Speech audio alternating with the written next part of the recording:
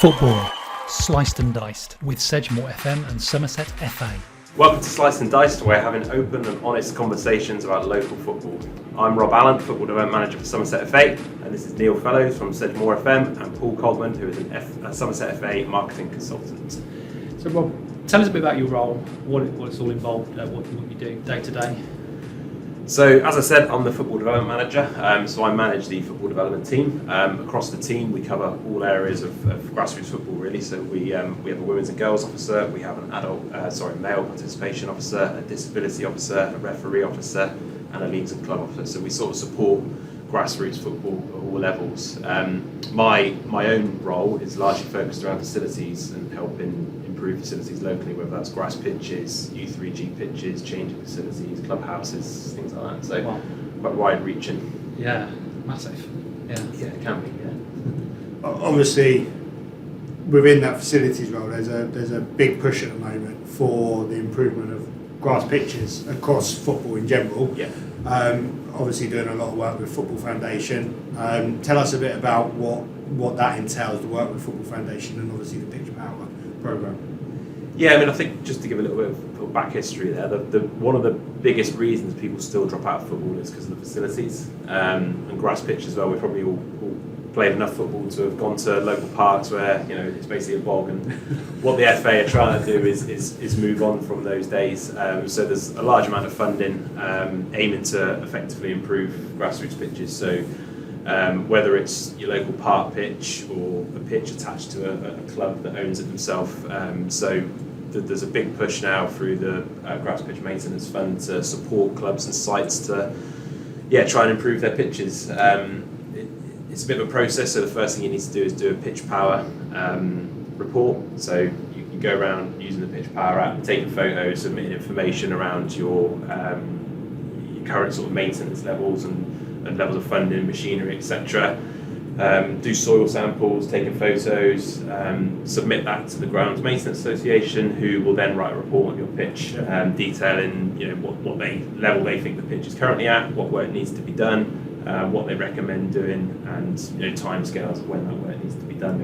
And then through that report, you can then apply for some grass pitch maintenance funding through the Football Foundation, which is a 10-year programme, but it's broken down into sort of 2-year cycles effectively. So you can receive 100% of the funding first of all, and it's quite a good amount of funding as well. So for 11v11 pitch, you can get up to £3,200 per season for the first 2 seasons, and then it sort of it lowers those amounts over the course of the next few years. What sort of kit, equipment, product, services can you use that funding for? A lot will depend on what's in your report on your pitch. Obviously, every pitch is different, so it's not a sort of one size suits all type approach. So it very much depends on what comes out in your report. So from what you get in the report is effectively what you can use it for. So verti drain is quite a popular one, but then it also can recommend machinery as well, which you can actually apply for a grant for machinery additional to the Grass Pitch Maintenance Fund as well. So you can sort of get two lots of funding to help with the maintenance of your pitch. So it depends on what the experts say when they write up the report, really. You obviously said there that there's additional funding. So what other sort of grants and funding streams are there available to local clubs? So through the Football Foundation, they're one of the main funders for grassroots football. There's a small grant scheme which is £25,000 and under. Through that you can get funding for, like I said, machinery for grass pitch maintenance, goalposts, portable floodlights, some changing room and facility modifications and renovations. There's probably others as well that escape my mind about, but that's a really good pot of funding. Quite often when clubs come to us, that's one of the first pots of funding we look at. There's also through ourselves that will be opening at the end of March, there is a club maintenance scheme. So that's a pot of funding that clubs can apply for anything really where there's gaps where they can't get it elsewhere funding. So some of the popular ones we get it might just be a bit of tile damage to a roof at the clubhouse. It could be a fencing panel, could be help towards a new boiler, could be a line marker. They're quite popular ones, so line markers and paint. And that's a Somerset FA. That is a Somerset FA grant. Yeah, that's money that we make available to clubs. And there's also a new team grant. So any club or a new club that's looking to set up a team, they can apply for funding for us. It's a small pot of funding at £150, but it can help with affiliation costs, insurance costs, towards new kit, balls, etc. So, and is that any team? Yeah, pretty much. Yeah, it covers disability football, youth football, women's football, walking football, vets football, adult football, anything really. Yeah, more football. Exactly. Yeah. Obviously, there's only a certain amount of funding, so it can only go so far. Yeah. So we try to distribute the funding as fairly as we can. Yeah. So perhaps a club that applied last season, we would see if there's any other clubs out there that want the funding first before we hand them more money. But we try and do it as fairly as possible. But there's a good amount of funding out there for clubs at the moment. It's just knowing where to look. Fantastic. So, that's obviously grassiest of grassroots, a bit of a saying that we've adopted here. Yeah. If you're playing slightly higher up the levels, obviously money is still an issue. From step 7, 6 and above, is there additional funding, or is it all in the same pot? Yeah, there is. There's a Premier League Stadium Fund. Used to be known as the Football Stadium Improvement Fund. So it just had a bit of a tweak probably about 12 months ago. So there's funding available for clubs from sort of county league upwards to help develop their own stadiums. There's caps on how much they can apply for in a 5-year period.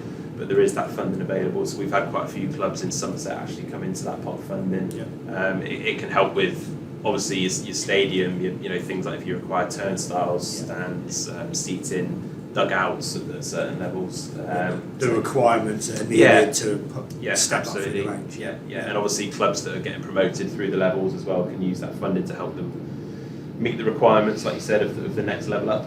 Yeah, fantastic. So a bit about you. How did you get involved in doing what you're doing now?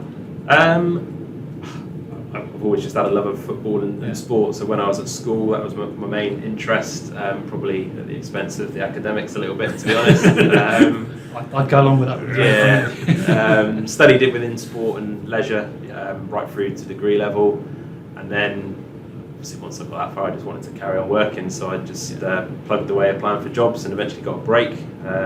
University of Bristol was actually my first proper job in sports development, part-time. Going back to 2007, I think that job was. Did football coaching as well before that.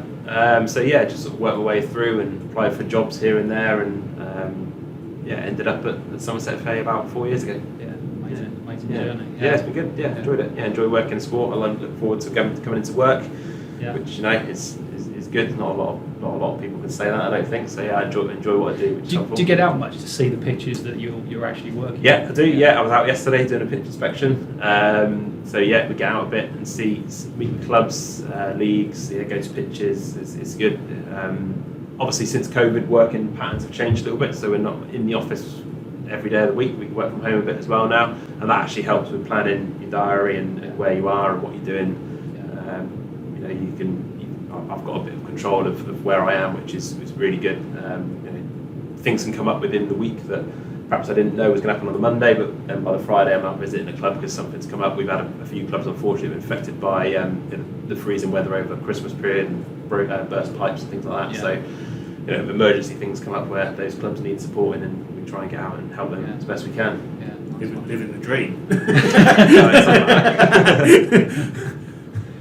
Do you have any other questions you want to ask? I think, you've done a fantastic job. You've been very clear, and obviously the help that you provide. I think a lot of people would look at us potentially in our ivory tower, wherever you are within football. You always think you're at the lowest rung of the ladder.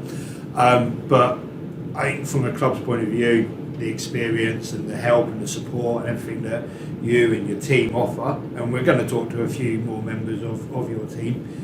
But you obviously do a great job. The clubs are so grateful, even though they may not ever really tell you. I know deep down they are, and I know deep down they appreciate everything that Somerset FA are doing on and off the field. So brilliant. Nice one, Rob. Thank you very much. Thank you very much. So if you've enjoyed this episode of Sliced and Diced, please do give us a thumbs up, because we do like your feedback in that way, and also subscribe to the channel as well. Rob's obviously been talking about pitches. We'd love to know in the comments what your experiences are of pitches that you're playing on. Tell us in the comments what's going on the grounds that you've played on over the last few weeks, because we'd love to hear about all of that in the comments. If you've enjoyed this episode, please subscribe to the channel. And if you want to get extra content and support the channel, then check out the Patreon link in the description.